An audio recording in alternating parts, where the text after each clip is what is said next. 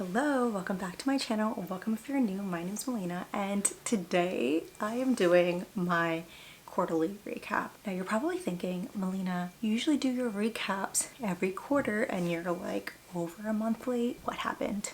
Well, let me tell you, I actually recorded this whole video like 2 or 3 weeks ago. And when I went to look at the footage, it was completely blurred and I had two options. Either refilm and continue on with my schedule, or miss a video, or I could have done a whole bunch of things. In the end, I didn't realize that the footage was completely unusable until about maybe like the night beforehand, and so it was already dark.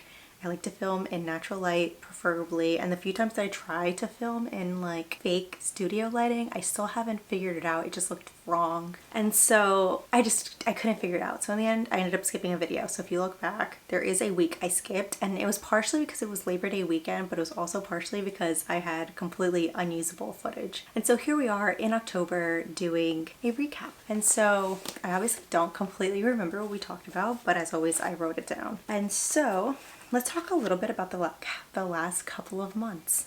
Also, because of that footage being completely unusable, and if you've noticed any of my other videos, they have been having also some issues with quality. I actually got a new camera, so I really hope that you notice the difference and it looks better, sharper, clearer, etc. If you don't notice the difference, please do not tell me. Or maybe tell me actually, like, I'd prefer to hear, hey, this quality or this film quality looks so much better, or it's not getting blurry at any point, because I was having a lot of issues with the focus, hence my footage being unusable. It was just too blurry to like fix. Anyways, so let's go through my fall wrap up. So for the recap in R, I was doing rambling, and I wanted to talk about a few beauty favorites, and I have a few of them. I actually have been enjoying a few new products, which I feel like since the beauty era of like 2016, 2017, I really haven't played around with too many beauty products. And recently I've been loving, for example, the mascara by Lancome. It's like the Idiome? I don't know how it's pronounced. It's the pink tube, and I got it for sale during, like, Sephora does a Sephora sales, and I think it was Bloomingdale's or Nordstrom's that matched it. It was like a buy 2 for 1 price. So I got it, and the mascara is so good. It is volumizing in a way where it doesn't give you like spider like legs, and it's lengthening, and it comes off really easily. So 3 really great things about it, because I love a good black volumizing mascara, and this one's just really good at that. Another product I've been liking is this random K-Beauty blush. I got it in TJ Maxx. I was going on a weekend trip, and for whatever reason I forgot to bring all of my makeup. Now, I don't really need makeup for where I was going, but I feel more put together and I feel less out of it if I have something. I typically like to do like a concealer, a mascara, and a blush. If I have those things on my face, if I'm going to go and like socialize and go out into the world, I prefer to have those 3 things on. I found this blush in TJ Maxx. It is a K-pop blush, and it's a very interesting texture. It is a like velvety, kind of like bouncy cream that turns into a matte, but it's not a drying matte. So I have very dry skin, and I have to be really careful about the products I put on my face, because as I'm also getting older, my skin is even drier, and it just gets into the fine lines and all the things you don't want to be noticeable. And so I got this blush, and the texture is great. You could put it on your lips, you could put it on your cheeks, you could put it on your what is this, your lid, and I think it makes me look really good. And it's this nice plum shade, which is great because I don't have one anymore. The one that I had expired. It was an old cream blush, and so I'm using this one, and I really like it, and I like the shade. I'm gonna put it down below because of course I forgot to bring all of the makeup here to share with you, but you know. Then for perfume faves, I have 2 new perfumes. One of them is not really a new favorite, but because it's the season and I do switch out my perfumes seasonally a lot of the time, I want to come back to the Maison Margiela Coffee Break. It is the best fall scent. So it is a coffee note, but it also has a lavender undertone, and it has a little bit of that, it's not floral, it's more of like an herbal undertone. It is unisex, but it's a little bit on the sweet side, and if you like coffee, it smells like when you go into a coffee shop and they're making like a vanilla latte, you know, or they're making something that has like that sweet undertone. It's not really like that sharpness of coffee, because I've tried some coffee candles and I find that they smell bitter, and I don't like that. So this one doesn't smell bitter, and it's probably one of my favorite perfumes that I use all the time. I'm on my second bottle and I love it. And then a new favorite, and this is a truly new favorite, I've been using the Cycler oil perfumes. Cycler is owned by Claudia Saluski. She is an influencer and she created a whole bunch of like skincare products. She has lotions and just things for the shower and everything like that. And not even recently, she also came out with some perfume oils. I love perfume oils, especially for layering. You could put them like on top of a regular perfume and I just feel like it lasts so much longer than a regular perfume. The 2 or 3 that I've been really liking, I like the Flora Veil is what it's called. And I really like the Sex Musk and of course the original fragrance, which is called Santal? I think it's called Santal. Let me look it up and I'm gonna tell you.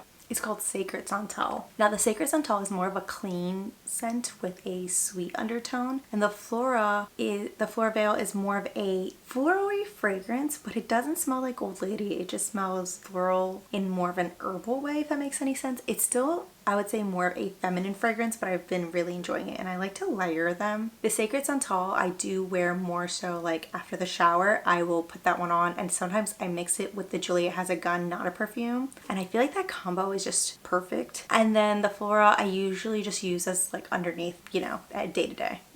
Regardless of whether I put perfume on top or not, I just really like that fragrance. And they're really small, so you can just slip them into your purse if you need to reapply, but I also feel like it lingers on your skin all day long.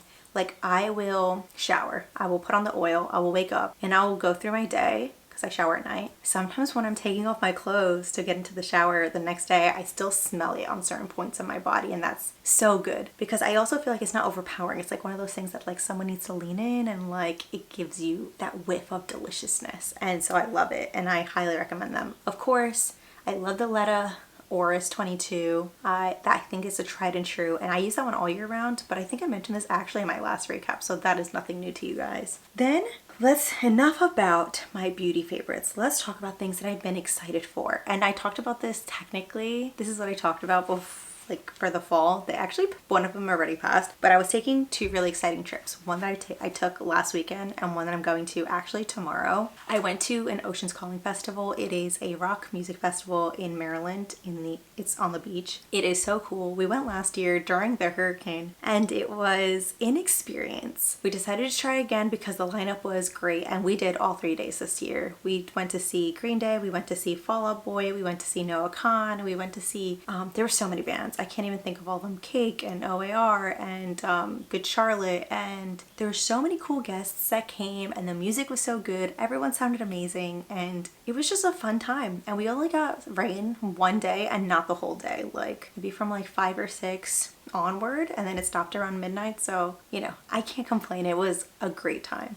And this weekend, I go to Montreal tomorrow. We're taking the train and I'm so excited. I've never taken a long train ride anywhere. I've taken like a train in Europe, but those are like speed trains. You get everywhere in like an hour. So this train is quite a long time. And we leave from New York City. We have to go tomorrow morning. We're gonna go there tomorrow's Wednesday. So we're going from Wednesday and we come back Sunday. I don't know what we're gonna do, whether we're going to a hockey game. I don't know we're probably gonna just have really good restaurants and just walk around and shop and just take it easy and explore a new city that we've never been to before. I'm excited because I'm going to meet Michaela. And if you haven't heard of her, she is one of my favorite booktubers and she's my friend. So it's pretty cool. We're gonna go and meet up, and yeah, I'm just excited to go and explore and escape reality for a little bit. I don't know. I'm really excited.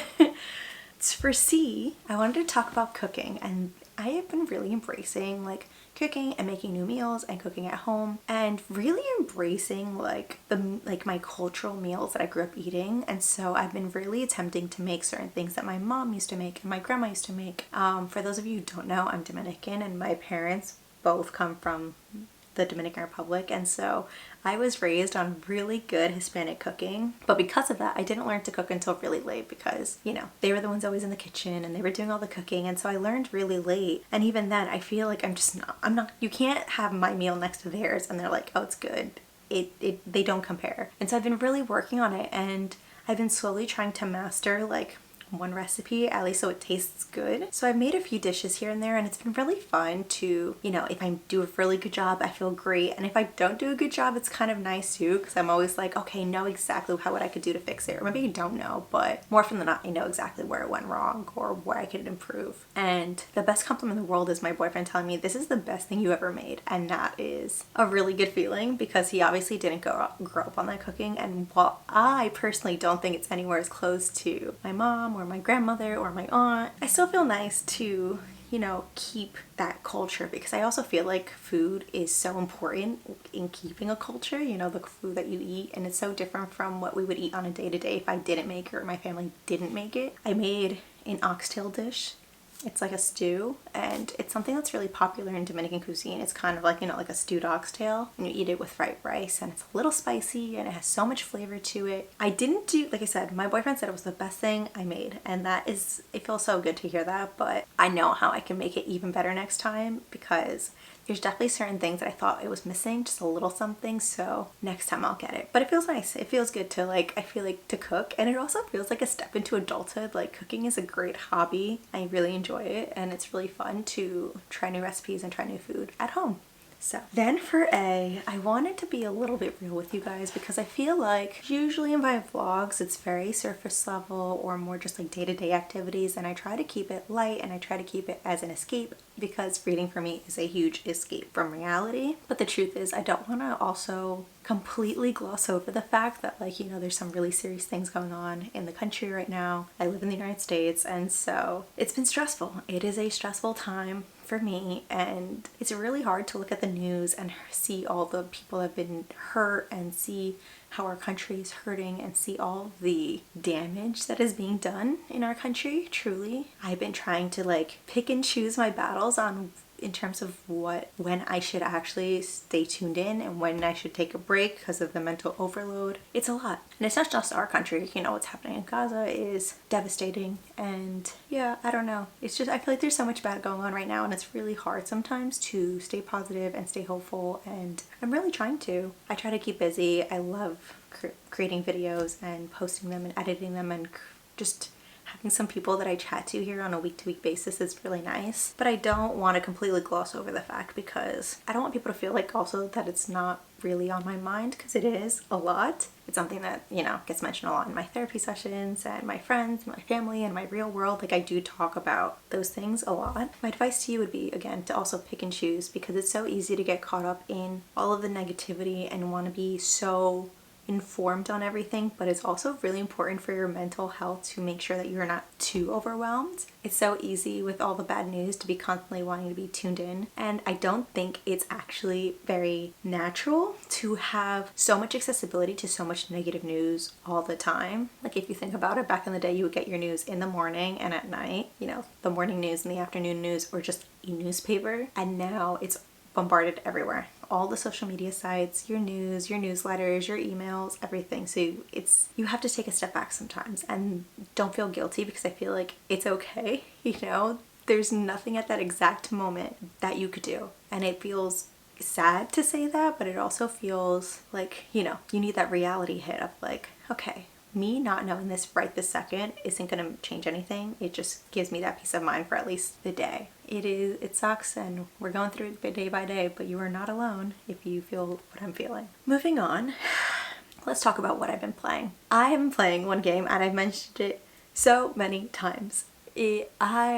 If you watch any of my vlogs, it has been my obsession. I think it's partially why I fell into a bit of a slump. Not maybe a slump. I fell into a slump in July, but I didn't really have the urge to read in August either, because I was playing this game all month and it was so good. And it is Clair Obscur Expedition 33. I'll post it right here. I played this game nonstop. It is a French studio that created this game, and the storytelling, the artwork, the plot, the gameplay, all of it is above and beyond one of the best games I've played of the year, and it's just great. It is a turn-based game, and it follows the story of these expeditioners that find out that for some reason every year, like going from 99 downwards, people are disappearing. So at 99, anyone who's 99 and over disappeared. When you were 98, so on and so forth. And the game starts at Expedition 33. So the story goes on from there. It is heartbreaking. It is heart-wrenching. It is funny. You feel really connected to these characters. I think if you are a lover of fantasy and action books even, you would like it because the gameplay isn't that hard and you can make it really easy just to enjoy the plot for what it is. I love a story mode game.